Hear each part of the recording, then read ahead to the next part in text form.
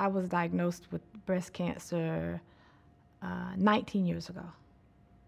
It's been a while.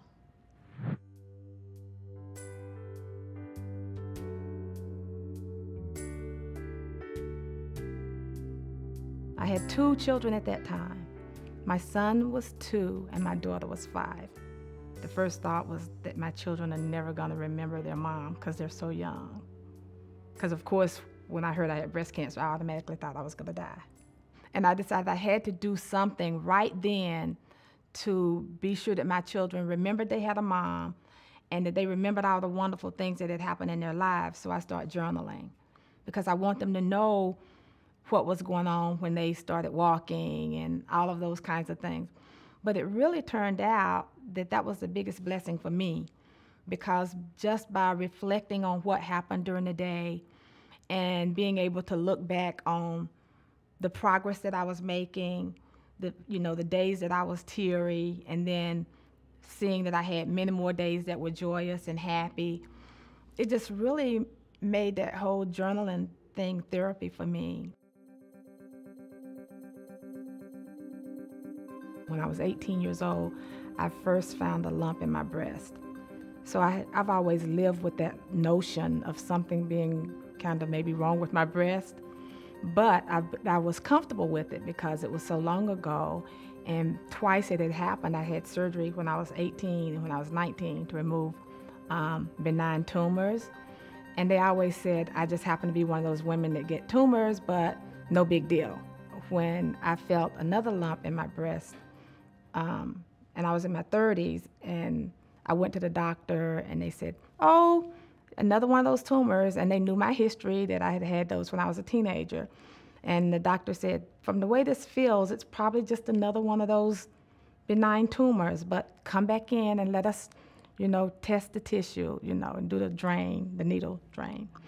And they drained some of it and tested it. And then they called me at my house and said, we got the results back. And it was the doctor, and he said, can you come in? At that moment when they said, can you come in, I knew this was not just another one of those little benign tumors, because they don't say come in unless there's something wrong, because they didn't just say come in, and they said, and be sure to bring your husband. I didn't really have any say-so in the matter. They just said, you will have a mastectomy. So that was it.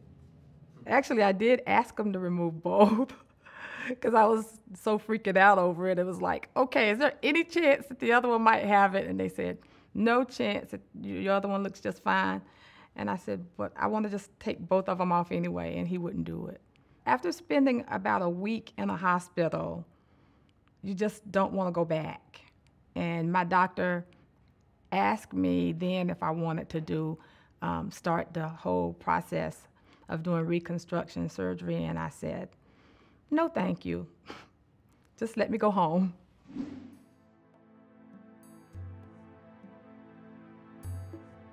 I've had probably every kind that's ever been invented. I've had lots of them over the years, and as I've gotten, as I got older and my one good breast changed, I had to get a new one to match the other one, and I had special ones for swimming, and I had quite a collection. Yeah.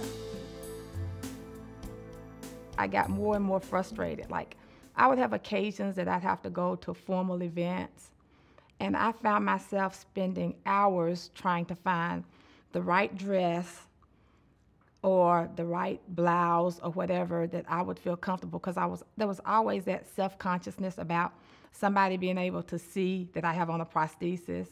And then my daughter graduated from college, and that was really the big deal. It's like, hey, you can start doing things for yourself now, and because I knew that going through the surgery was going to be a process of staying off work and maybe, not being able to have the same routine. And my children were grown up, and I thought, well, maybe it's time for me. Even though I had all that pain, it was worth it. It was so worth it. Now, you asked me earlier about advice to other women. I would say don't wait 17 years. Definitely don't wait 17 years. You just don't know what you're missing.